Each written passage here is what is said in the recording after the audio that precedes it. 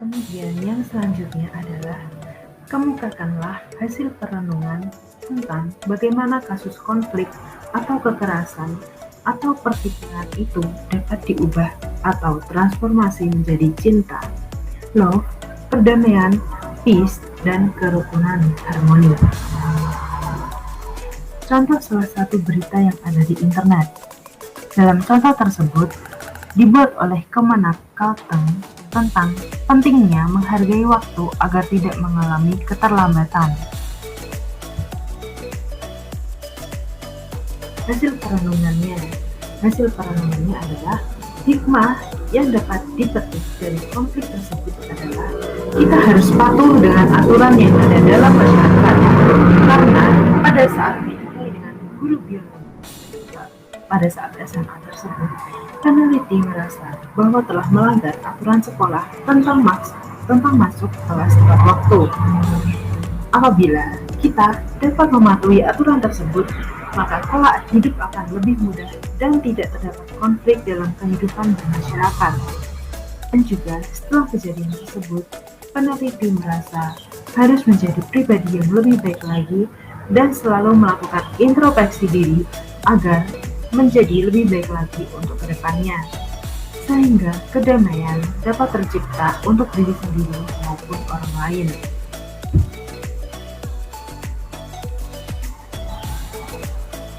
Kemudian selanjutnya, berdasarkan kasus konflik tersebut, peneliti merenungkan tentang bagaimana cara mengubah sebuah konflik tersebut menjadi cinta, perdamaian, dan kerukunan, atau bisa dikatakan dengan love, peace, dan harmoni.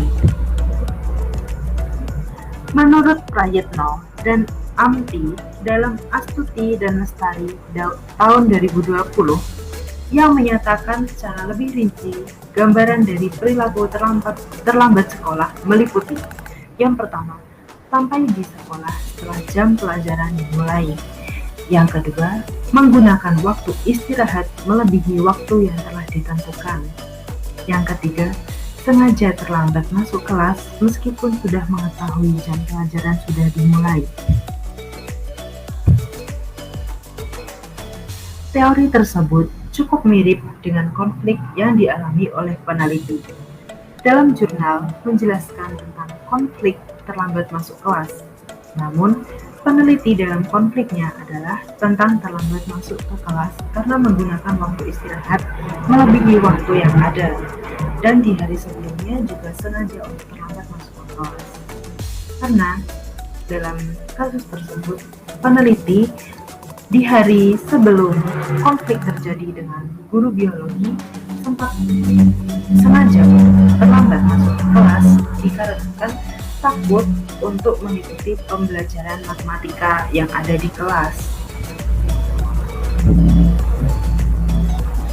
Kemudian, untuk mentransformasikan konflik tersebut menjadi cinta, perdamaian, dan kerukunan, maka dibutuhkan dukungan untuk mencapai perdamaian, seperti yang dikemukakan oleh PBB dalam Fadilah dan kawan-kawan pada tahun 2018, membedakan beberapa cara intervensi untuk mencapai perdamaian. Selain bantuan kemanusiaan atau bantuan darurat yang dirancang untuk memenuhi kebutuhan hidup bagi bangsa yang menderita, supaya mereka tetap bisa bertahan hidup. Kategori-kategori utama intervensi perdamaian PBB ada 3, yaitu yang pertama, menciptakan perdamaian atau peacemaking, yaitu bentuk-bentuk intervensi untuk mengakhiri permusuhan dan menghasilkan kesepakatan melalui cara-cara diplomasi, politik, dan bila diperlukan bisa menggunakan cara militer. Cara diplomatik di sini bisa negosiasi, kesepakatan, konferensi perdamaian untuk mengakhiri pertentangan. Kemudian, yang kedua adalah menjaga perdamaian atau peacekeeping. Intervensi oleh pihak ketiga atau biasanya disebut PBB untuk memisahkan pihak yang berperang dan menjaga situasi supaya terhindar dari segala bentuk kekerasan. Kemudian, memantau dan menegakkan kesepakatan, bila perlu dengan menggunakan kekerasan. Caranya mencakup pengawasan terhadap dihormatinya kesepakatan dan dilaksanakannya kegiatan-kegiatan pengembangan diri yang telah disepakati. Kemudian yang ketiga adalah menggalang perdamaian atau peace building, adalah usaha untuk menciptakan struktur perdamaian dalam kesetaraan dan keadilan bagi pihak-pihak yang berperang, yang nantinya akan mengentaskan penyebab dari peperangan dan menyediakan. Di sini, PBB melaksanakan program-program yang dirancang untuk mengatasi penyebab konflik, penderitaan dari masa lalu, meningkatkan kestabilan dan keadilan jangka panjang. Kemudian yang selanjutnya adalah menciptakan perdamaian dengan cara Islami, berdasarkan dari jurnal yang dikarang oleh Nurcholish pada tahun 2018.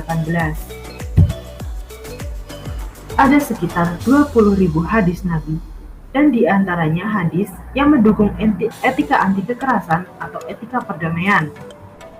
Hadis-hadis ini mempunyai signifikansi ganda untuk mengkaji tradisi perdamaian dalam Islam. Yang pertama, menawarkan fakta-fakta tambahan tentang anti kekerasan dalam budaya Islam. Yang kedua, mencakup penjelasan yang lebih menarik tentang berbagai tradisi Islam sebagaimana yang disampaikan melalui Al-Quran.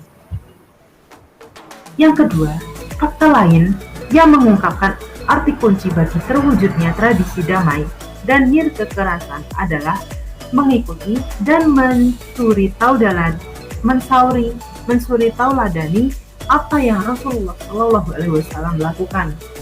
Al-Quran merekomendasikan Nabi Muhammad pada kita sebagai suri tauladan yang baik berdasarkan Quran Surah Al-Ahzab ayat 21 dan memerintahkan Nabi Muhammad SAW untuk berkata kepada umatnya, "Jika kamu benar-benar mencintai Allah, ikutlah aku.